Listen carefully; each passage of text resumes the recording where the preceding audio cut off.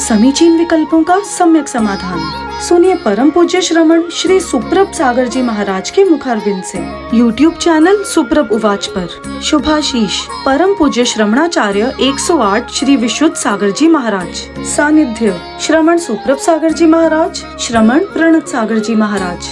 पुणे आर्जक श्री रविंद्र जयश्री, कुमारी परिणा गहाणकर अमरावती, 100 मोक्षता राजस done Gavkar Aurangabad. ओम नमः सिद्धेभ्य। नमो नमस्ते कराय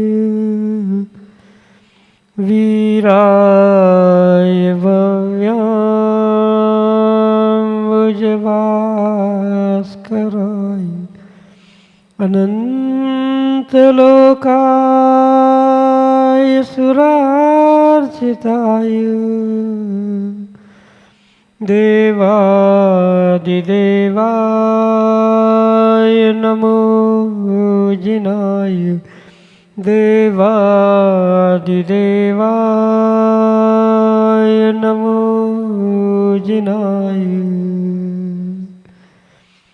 पंच परमेष्टि भगवान की परम पूज्य आचार्य भगवंत गणाचार्य श्री विराग सागर जी महाराज की परम पूज्य पट्टाचार्य आचार्य भगवंत गुरुवर विशुद्ध सागर जी मुनि महाराज की परम पूज्य मुनि श्री प्रसम सागर सुप्रभ सागर जी महाराज जी की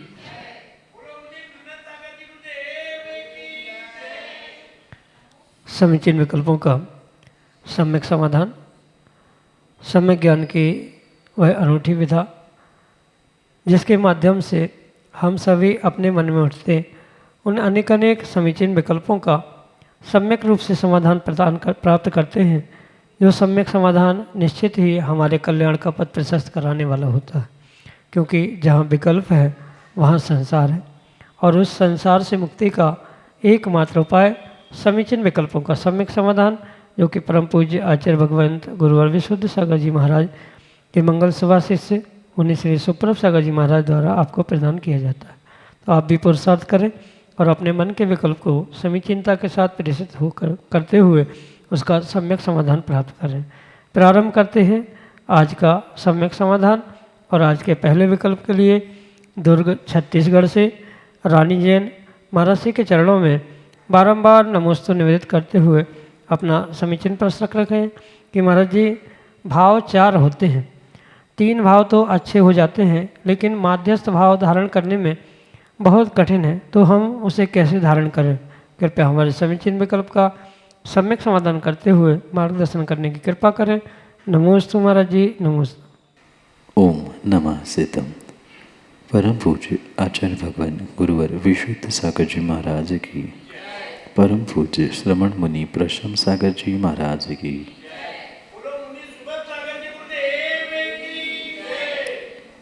मैत्री, प्रमोद, कारुण्य और माध्यस्थ, ये जो 4 प्रकार के भाव कहे, इनमें से विपरीत स्थिति में जो माध्यस्थ भाव धारण करने की बात कही है, वह भले ही प्राथमिक अवस्था में कठिन लगता है या प्राप्त नहीं हो सकता, ऐसा असंभव भी लग सकता है, पर सतत पुरुषार्थ करने से श्रावक अवस्था में भी उन विपरीत परिस्थितियों में जीव माध्यस्थता या माध्यस्थ भाव अवश्य ही धारण कर सकता।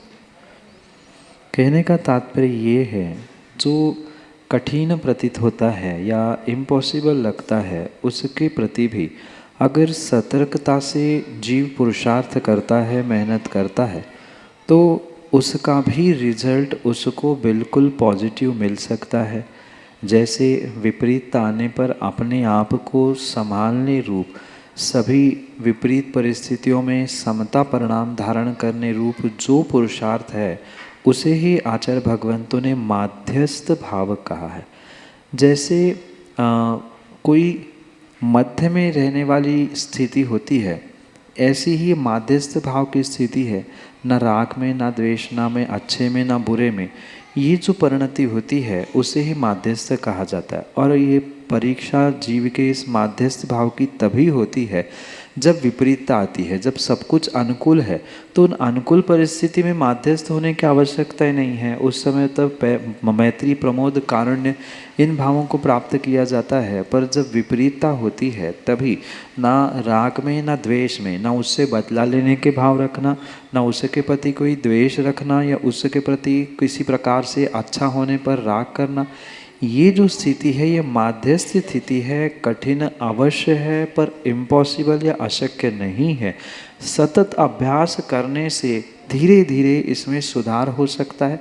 पहली ही बार में आपने पढ़ा कि विपरीतता में माध्यस्थ हो जाना है, तटस्थ हो जाना है, तो कुछ मिनटों में ही संभव नहीं है। कई बार उसे माध्यस्थता प्राप्त करने के लिए प्रयास करना पड़ेगा। कई बार फिसलन होगी, पुनः आना पड़ेगा, पुनः माध्यस्थ, पुनः तटस्थ होते होते ही कभी न कभी ऐसी सिचुएशन जीवन में आएगी जो आपको माध्यस्थ भाव दिलाने के लिए निमित्त बनेगी, और वह पुरुषार्थ स्वयं के अभ्यास, मेहनत से ही संभव हो सकता है। यही आपके लिए सम्यक समाधि।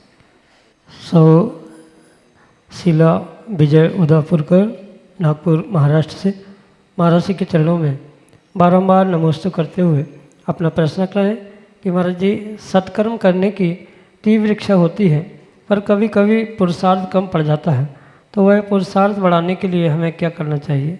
हमारे समीचीन विकल्प का सम्यक समाधान करने की कृपा करें। नमोस्तु महाराज जी, नमोस्तु।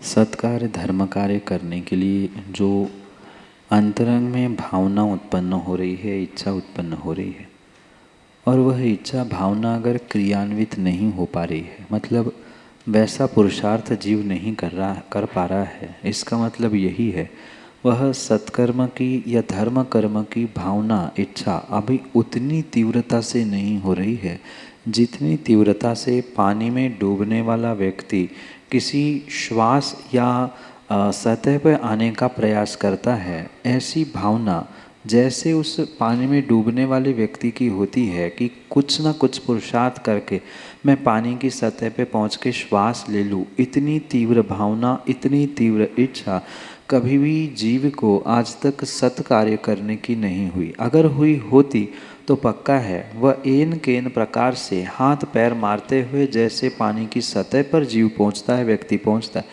बिल्कुल जैसे बने, जितना बने वह सत्कार्य, धर्म कार्य करने का प्रयास करेगा ही करेगा। और प्रयास हो नहीं पा रहा, पुरुषार्थ हो नहीं पा रहा है, मतलब यही है कि कुछ अंशों में वह तीव्र इच्छा, तीव्र भावना अभी जीव प्राप्त नहीं कर पा रहा है। इसलिए पुरुषार्थ के साथ साथ व्यक्ति को अपनी भावना, इच्छा को भी तीव्र करने की आवश्यकता है। जितनी तीव्रता से व्यक्ति अच्छे कार्यों की भावना प्रकट करता है या इच्छा रखता है, उतनी ही जल्दी वह कार्य पॉसिबल होने की या उन कार्यों के लिए पुरुषार्थ करने के लिए अन्य इंफ्रास्ट्रक्चर प्राप्त होने की संभावना है। इसलिए सबसे पहले अपनी उन भावों को तीव्रतम बनाने का प्रयास करें, क्योंकि वे अच्छे ही भाव है, अच्छी भावनाएं, अच्छी इच्छाएं है, तो उनको जितनी और तीव्रता से आप भा सकते हैं, प्राप्त कर सकते हैं, उतना करें। और फिर जैसे ही छटपटाहट होगी कि मुझे वो मिल नहीं रहा, मुझे मिल नहीं रहा, नहीं मिलेगा, पानी में श्वास लेने नहीं मिलेगा तो मैं मर जाऊंगा, ये जैसी छटपटाहट से वो बाहर निकलता है, बिल्कुल ऐसे ही अगर सत्कार्य करने की, धर्म कार्य करने की, दान पूजा आदि आदि करने की छटपटाहट अंतरंग में होगी तो पक्का है वैसा ही फिर तीव्र पुरुषार्थ करते हुए व्यक्ति सत्कार्य, धर्म कार्य से जुड़ सकता है। ऐसा ही भावना और इच्छा का पुरुषार्थ करे, शरीर से अपने आप वैसा पुरुषार्थ क्रियान्वित होगा ही होगा। यही आपके लिए सम्यक समाधान। बोनकट्टा मध्य प्रदेश से हेमलता सिंह अगले समीचीन विकल्प के लिए। तीनों मुनिराजों को नमोस्तु नमोस्तु नमोस्तु। शुल्लक महाराज जी को इच्छामि इच्छामि इच्छामि। महाराज श्री, हमारा प्रश्न है, जब कोई जीव रत्नात्रय धारण करके समाधि करता है तो उसके भाव विदेह क्षेत्र जाने के हो, तो वह विदेह क्षेत्र में क्या मिथ्या दृष्टि जीव बनेगा या बनकर जाता है, या अंत समय भावी विकृति आ जाए तो वह किस पर्याय का धारण करता है? नमोस्तु महाराज श्री, नमोस्तु महाराज श्री, नमोस्तु। माँ मात्र भावना भाने से कोई व्यक्ति विदेह में जन्म ले ये आवश्यक नहीं। भावना की बात तात्कालिक समय में उदय आ सकती है या भविष्य में उदय में आ सकती है, अगर साथ साथ में उस व्यक्ति का पुण्य पुरुषार्थ भी वैसा हो तो। जैसे कोई व्यक्ति दीक्षा लेकर समाधि मरण भी कर लेता है, तो ये आवश्यक नहीं है कि उसकी भावना के अनुसार उसको गति या स्थान वहाँ पर प्राप्त हो, क्योंकि उस समय पर मरते समय या आयु बंध करते समय जीव के कैसे भाव थे है, ये निर्भर करता है कि जीव अगली पर्याय में कहाँ पहुँचने वाला है। अगर समाधि मरण के पहले ही आयु बंध कर लिया है तो जहाँ आयु बंध हुआ है जीव को नियम से वही जाना है। समाधि के उपरांत अगर जीव मतलब समाधि के पहले अगर आयुबंध नहीं हुआ है और समाधि के ही काल में आयुबंध हो रहा है, तो तत्क्षण में उस काल में जीव के कैसे परिणाम है, क्या वह सोच रहा है, उस पर उसकी आयु स्थिति गति आदि सब कुछ तय होता है। पर मात्र सोचने से कोई विदेह चला जाए ऐसा संभव नहीं हो सकता। दूसरी बात ये भी पक्का मानना कि पंचम काल में जो भी जीव मनुष्य से पुनः मनुष्य बनने का प्रयास करेगा, ये सिद्धांत है मनुष्य से मनुष्य बनते समय मिथ्यात्व के साथ ही जन्म लेना पड़ता है। और ये भी सिद्धांत की अपेक्षा से समझे कि पंचम काल में या वर्तमान में भी कोई शायिक सम्यक दर्शन तो है नहीं है कि यहाँ से मरते साथ सम्यक लेकर वहाँ जन्म सम्यक के साथ हो। यहाँ से भी चूँकि क्षयोक्षमिक सम्यक दर्शन है, वह क्षयोक्षमिक सम्यक दर्शन कब छूटे कब प्राप्त हो इसका कोई भरोसा नहीं है। इसलिए ये पक्का है, भले ही वह समाधि मरण कर ले, भावना कितनी ही अच्छी क्यों ना हो, पर यह आवश्यक नहीं है कि वह वहाँ पर यानी विदेह में जन्म ले ही। और माना कि पूर्व नियोग से विदेह में जन्म ले क्या, तो भी मनुष्य से मनुष्य बनने वाला मिथ्या दृष्टि होता है, ये भी सिद्धांत वहाँ लागू होगा, मिथ्यात्व के साथ ही वहाँ जन्म लेगा। और माना कि कुछ नियोग विशेष पुण्य का है, तो वहाँ 8 वर्ष अंतर मुहूर्त बाद वहाँ सम्यक दृष्टि भी बनने की पूरी संभावना है। पर सम्यक दृष्टि बनकर यहाँ से मरण करके पुनः मनुष्य सम्यक दृष्टि बनकर जन्मे, ये संभव नहीं हो सकता। यही आपके लिए सम्यक समाधान। मंजू गंगवाल नागपुर महाराष्ट्र से अगले समीचीन में। नमोस्तु महाराज जी, नमोस्तु नमोस्तु। महाराज जी, गर्भवती महिलाएं कितने महीने तक आहार दे सकती है? गर्भवती महिला अपने 9 महीने के गर्भकाल में प्रारंभ का जो काल होता है, यानी 5वें महीने तक के काल को दान देना, पूजन आदि करना, इन क्रियाओं में सहज रूप से स्वीकृत किया, क्योंकि हमारा धर्म अहिंसा को सर्वश्रेष्ठ मानता है। और अगर इस भावुकता भरे कार्यों में जैसे पूजा है, दान है, यह स्वाभाविक रूप से भक्ति और भावुकता अधिक दिखती है, तो कहीं ना कहीं ऊपर नीचे होने के कारण से गर्भस्थ शिशु को कोई कष्ट ना हो, कोई घात ना हो, इस उद्देश्य से ये मर्यादा बनाई है। पर 5वें महीने तक यानी 5 महीने होने तक, पूर्ण होने तक वह गर्भवती स्त्री मुनिराजों को आहार, द्रव्य, पूजा आदि बिल्कुल कर सकती है। यही आपके लिए सम्यक समाधान। दिनेश जैन नागपुर महाराष्ट्र से अगले समीचीन विकल्प के साथ। त्रय मुनिराजों को नमोस्तु नमोस्तु नमोस्तु। गुरुदेव चंदा प्रभु मंदिर में सामूहिक पूजन होती है बच्चों की, उसमें 5-6 साल के बच्चे धोती दुपट्टा पहन के आ जाते हैं, और हमारे धर्म में लिखा है 8 साल से कम के बच्चों को अभिषेक नहीं करने देना चाहिए। तो करने देना चाहिए कि नहीं करने देना चाहिए? सबसे पहले तो ये बात ध्यान रखें कि जो बच्चे अभी संस्कारों को प्राप्त करते हुए पाठशाला आदि के माध्यम से धोती दुपट्टा पहन कर आ रहे हैं, उन्होंने बहुत श्रेष्ठ कार्य वर्तमान में किया। रविवार के दिन उठना, धोती दुपट्टा पहनना, पहुंचना, ये बहुत बड़ी बात है।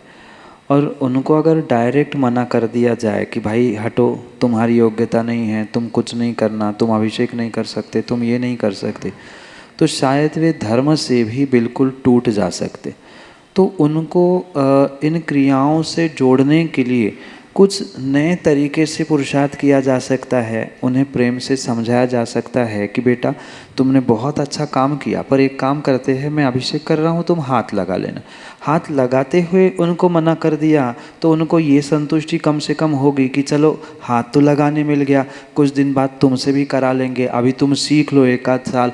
ऐसा प्रेम से बर्ताव करके उनको समझा दिया जाए तो वो भी समझ सकते हैं, वो टूटेंगे भी नहीं। अन्यथा अक्सर यही होता है कि ऐसा लिखा है, ऐसा करना चाहिए, तुमने क्यों किया, आदि रूप अगर टोका जा रहा है तो वह धर्म से बिल्कुल बिखर जाएंगे, टूट जाएंगे। तो तरीका समझते हुए ही उन्हें समझाया जाए कि अभी थोड़ी सी उम्र तुम सीखने की है, अभी एक आध साल सीख लो, फिर आप करना। दूसरा अभिप्राय आगम में ये भी आचार्य भगवंतों ने लिखा है कि 8 वर्ष जन्म से नहीं गर्भ से भी मानने की वहाँ आवश्यकता है। मतलब गर्भ से अगर मानेंगे तो लगभग 9 महीने पहले यानी 7.25 वर्ष का भी बालक अभिषेक कर सकता है। किन्हीं आचार्यों का ये भी अभिप्राय है। तो ये परिस्थिति देखते हुए ही डिसीजन लेने की बुजुर्गों को आवश्यकता है। किसी भी प्रकार से उन बच्चों को धुतकारना नहीं चाहिए। अगर धुतकार दिया जाएगा तो शायद भविष्य में कोई अभिषेक करने वाला नहीं मिल सकता। प्रेम से उनके ही तरीके से हाथ पकड़कर स्वयं अभिषेक करे, हाथ लगाए, तो वह टूटेगा भी नहीं, उसको क्रिया करने का आनंद भी आएगा, भविष्य के लिए वो जुड़ भी जाएगा। इसी प्रकार से उन्हें समझाते हुए कार्य करना चाहिए। और रही बात, जैसे कहा कि 7.25 साल का भी हो गया है तो भी 9 महीने गर्भ के जोड़ते हुए वह उसे 8 वर्ष का मानकर अभिषेक करने देने में या करने में कोई दोष नहीं है। यही आपके लिए सम्यक समझ। सुनीता जैन, नागपुर, महाराष्ट्र से अगले समीचीन विकल्प के लिए। महाराज जी अपन दिन भर में तो कर्म का बंद कर लेते हैं, लेकिन नींद में ज़्यादा कर्म का बंद होता है, ऐसा क्यों? तो फिर नींद कम लेना चाहिए क्या? माँ आचार्य भगवंतों ने इस नींद को, निद्रा को पिशाचनी कहा है। और यही बात अगर सिद्धांत कर्म प्रकृति की अपेक्षा से समझे तो ये पूर्ण रूप से घातिया कर्म की यानी दर्शनावरणी कर्म की उत्तर प्रकृति में निद्रा रूप प्राप्त होती। नींद आना ये तो उस दर्शनावरणी कर्म का उदय चल रहा है और उसमें पुनः लंबी नींद लेकर जो भी कार्य व्यक्ति करेगा कहीं न कहीं वह सुप्त अवस्था के कारण, प्रमाद के कारण वह और उस घातिया ही कर्मों को प्राप्त करता है। मतलब पुनः निद्रा नींद में और नींद में पुनः उन्हीं घातिया कर्मों को जो जीव के अनुजीवी गुणों को मुख्यतया ढाकने वाला है, ऐसा वह दर्शनावरणी का भेद होने से पूर्ण रूप से निद्रा में, सोने में, प्रमाद में विशेष पाप कहा है। ये भी बात आपको बहुत अच्छे से पता होगी कि आचार्यों ने प्रमत्त योगात प्राण व्यपरोपणम हिंसा कहा है। और निद्रा को प्रमाद के अंतर्गत भी लिया गया है। वह नींद एक प्रमाद, कुशल क्रियाओं में बैठे बैठे सामयिक में नींद आ गई, झपकी आ गई, तो ये भी निद्रा है। और उदय भी और वहाँ आश्रवबंध भी बिल्कुल उन्हीं पाप कर्मों का होता है। इसलिए उसे विशेष निद्रा में होने वाले गलतियों को, दोषों को पाप रूप स्वीकार किया। जो घातिया कर्मों की व्यवस्था है वह भी मुख्यतया पाप कर्मों के रूप में ही स्वीकार की जाती है। उनकी उत्तर प्रकृतियाँ और विशेष रूप से पाप रूप ग्रहण की जाती है। इसलिए उस पाप प्रकृति का आश्रव और उदय दोनों भी पाप रूप होने से ही उसको विशेष रूप से कहा जाता है कि कम से कम निद्रा लेनी चाहिए। जितना व्यक्ति कम सोता है उतना ही वह विशेष होता है, मतलब उतना ही वह पाप कर्म से भी बचता है। और ये भी स्पष्ट रूप से आचार्य भगवंतों ने कहा है कि दिन में तो किसी भी प्रकार से किसी व्यक्ति को सोना ही नहीं चाहिए। सूर्योदय के पूर्व और सूर्यास्त के कुछ समय में थकान मिटाने के लिए बहुत अल्प समय तक निद्रा लेना, यही निद्रा की या सोने की व्यवस्था है। मात्र शरीर की थकान मिट जाए इतना ही अल्प विश्राम निद्रा के रूप में हो, और उसमें भी प्रत्यक्ष परोक्ष रूप से लगे हुए दोषों की आलोचना करते हुए प्रायश्चित, प्रतिक्रमण आदि करके उनका प्रक्षालन करने की आवश्यकता है। ये बात बिल्कुल सही है। जितना कम सोएंगे उतना अधिक पुण्य वहाँ प्राप्त होने की संभावना है, क्योंकि जो जागृत अवस्था में आप करेंगे वह भले ही कुछ अंशों में पाप कर्म है, पर वहाँ कुछ विवेक आपका रहेगा।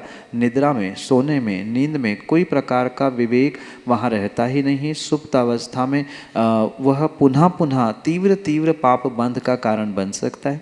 यही आपके लिए सम्यक समाधान।